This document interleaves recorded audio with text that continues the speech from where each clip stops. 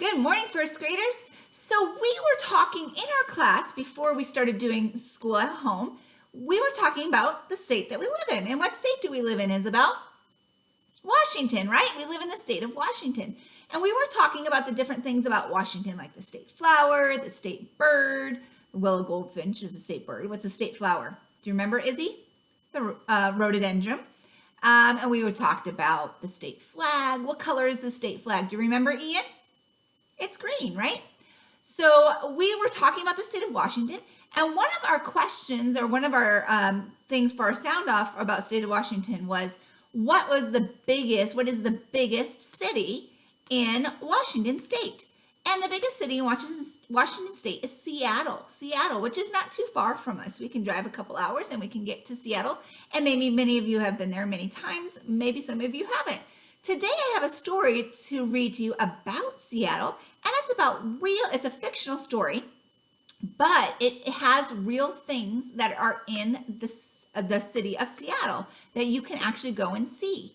So when you're listening to today's story, think about the things that are in the story that our little dog friend that goes to see, and think about maybe if you've been there before, or think about, maybe I would like to visit that someday. And you can put it on your list, and maybe someday you and your mom and dad and your whole family can take a little field trip to Seattle and check some of these things out.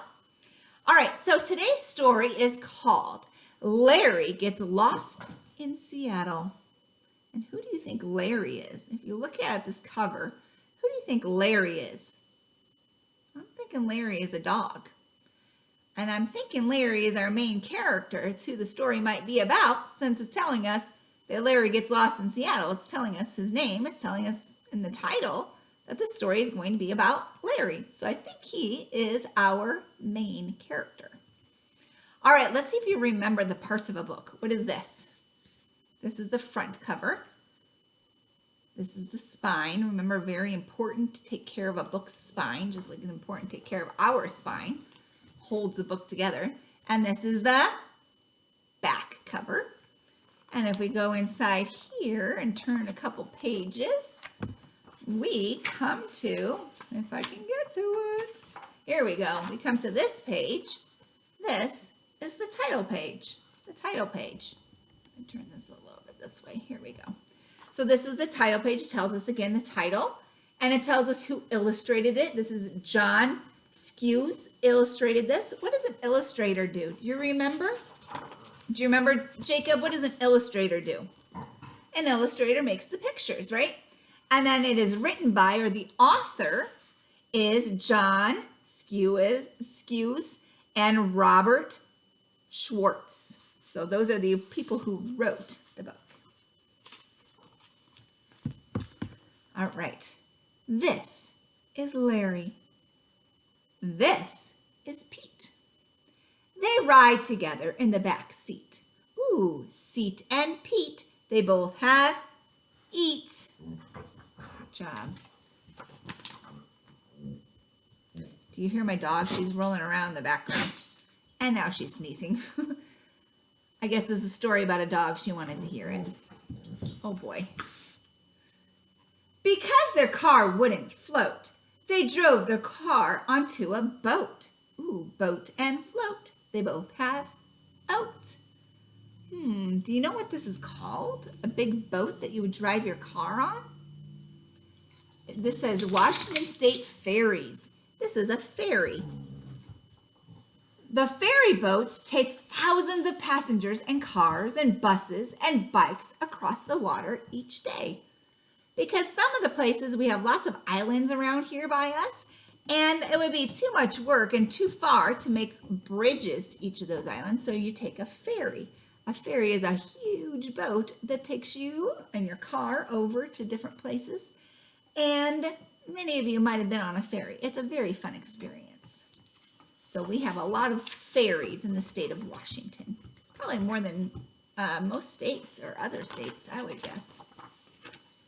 Mom and Dad, Pete and Larry, cross the water on a ferry. Larry and Ferry, they both have airy. Soon a city was very near. The ferry boat docked beside a pier. Ooh, this is the city of Seattle. The Smith Tower used to be the tallest building in Seattle. Look at it now. Here's the Smith Tower. Do you think it's still the tallest building in Seattle? I don't think so. Look at how tall these guys are. So this used to be the tallest building, but not anymore.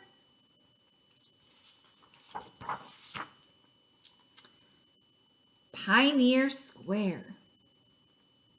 Pioneer Square was their very first stop. A real fun place to eat and shop. Shop and stop. They both have up. So there's lots of restaurants and shopping to do at Pioneer Square. There's also a lot of outdoor activities. I think there's like a giant chess set and checkers that you can play there. Just then, Larry saw a treat. He quickly bounded up the street. But after running several feet, he realized that he'd lost Pete. It looks like he has two heads here, but it's showing that he's turning his head around like this so fast. Looking for his boy, Pete. He searched Seattle's underground, but the friend he searched for was not around. So the underground, you can take a tour underneath the city of Seattle. It's pretty cool. I've done it a couple times. You can see parts of old Seattle underneath Pioneer Square, including the city's oldest toilets. So you can go underneath the city, which is where the old city used to be, and then they built the new city kind of on top of it. And you can go underneath it and see like the old streets and the old, some of the old shop fronts and buildings. And there's an old toilet down there too. The city's oldest toilet. How interesting. All right. So then Larry, he asked a giant if he'd seen Pete that day. But the giant said nothing. He just hammered away. Now this is a giant statue that's at Seattle Art Museum, and the hammering man stands 48 feet tall. Do you know anyone 48 feet tall? Mrs. Vanderpool is almost 6 feet tall. So think about that. I'm 6 feet tall, but this guy is 48 feet tall. So if I stood here, I might just be like that tall, up to his foot. So this is a really tall statue. And he hammers from 7 a.m. to 10 p.m. every day, except for Labor Day. He takes a break on Labor Day. So his arm moves up and down. So he's a statue where his arm moves up and down.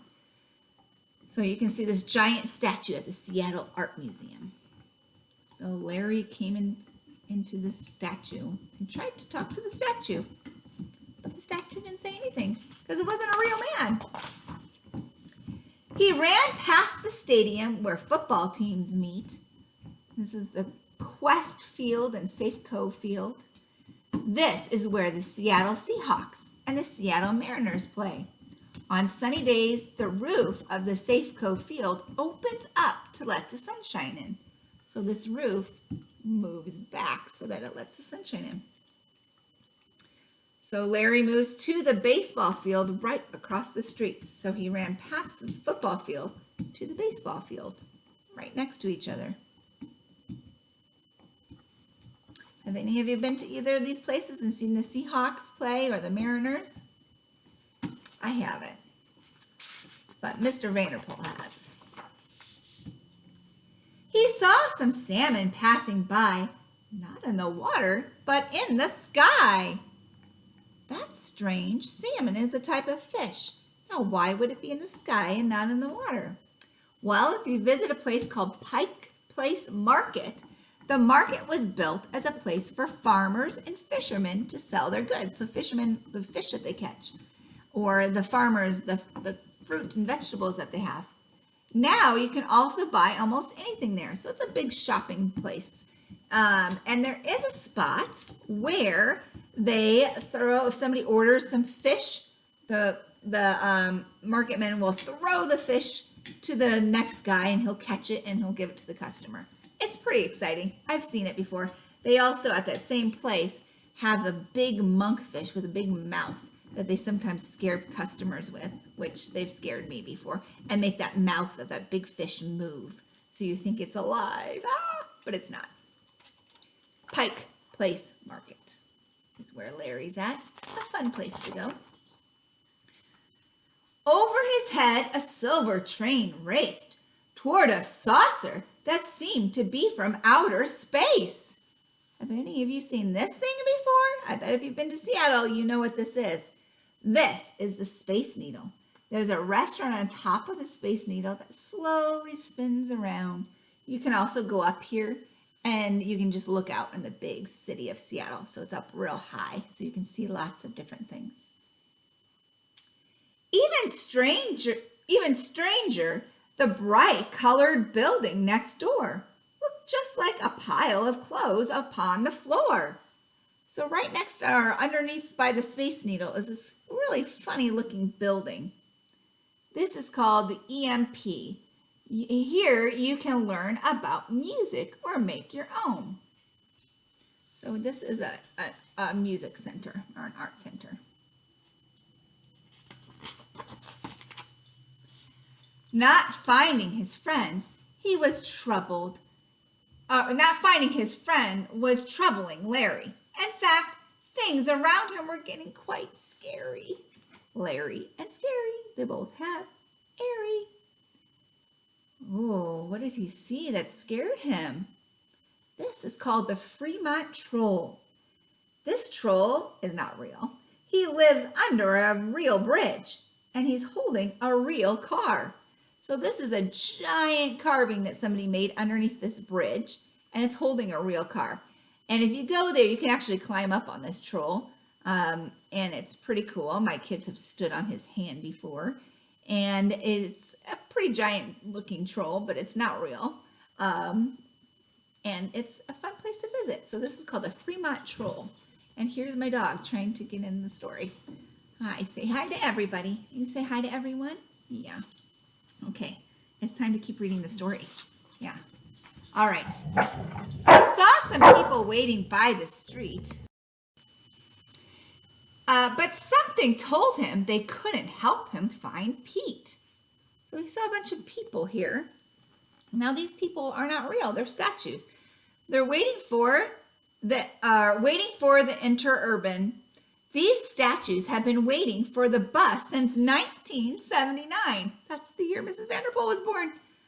People like to dress them up in different clothing. So they're statues, and people will put different things on them, like hats and scarves. So people like to dress them up. And they're waiting there at a bus stop. Oh, look it. There's Larry. And who's over here? His friend Pete. They're so close. Do they see each other? They don't. They're so close to each other, but they're missing each other. Larry then ran through a strange little town built on the water instead of the ground. Then a big fat creature blocked Larry's way. Nothing Larry did could make him go away. What is it? What is the creature that he found? It's a seal, right? So this is Lake Union houseboats. So they're houses that are on the water. They're boats that are homes. Be careful, Larry. That's a sea lion. They like to visit Lake Washington to eat the fish. So this is Lake Washington that these boats are on. And many times you can see sea lions around the area.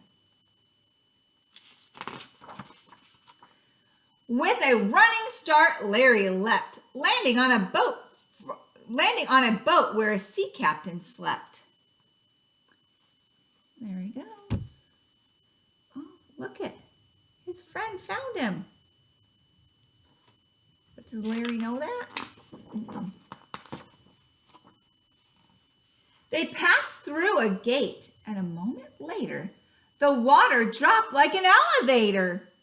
This is called the Ballard Locks. The locks are a big gate that allow boats to go from a lake to the ocean without letting the water out.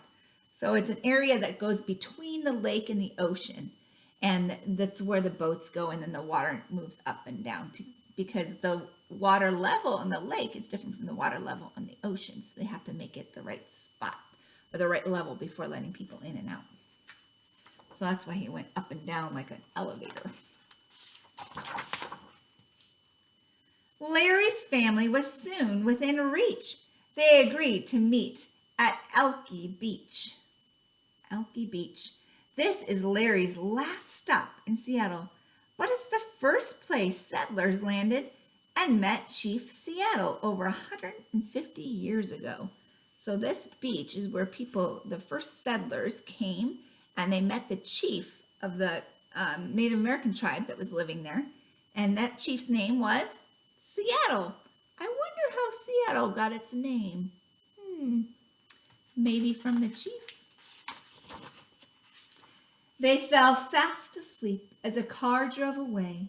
It had been quite an unforgettable day. Does that happen to you after a busy day? You fall asleep on the ride home? Happens to me a lot. All right, well, that was the book, Larry Gets Lost in Seattle. Lots of fun places you can visit in Seattle that this book talked about. Maybe someday you can ask Mom and Dad if you could take a little field trip to Seattle. Probably not right now, though. You probably will have to wait a little while until we can have ability to do that. Right now, we have to stay home a little bit more. So that is something you can do in the future. Or maybe once you get older, you can go there and visit too.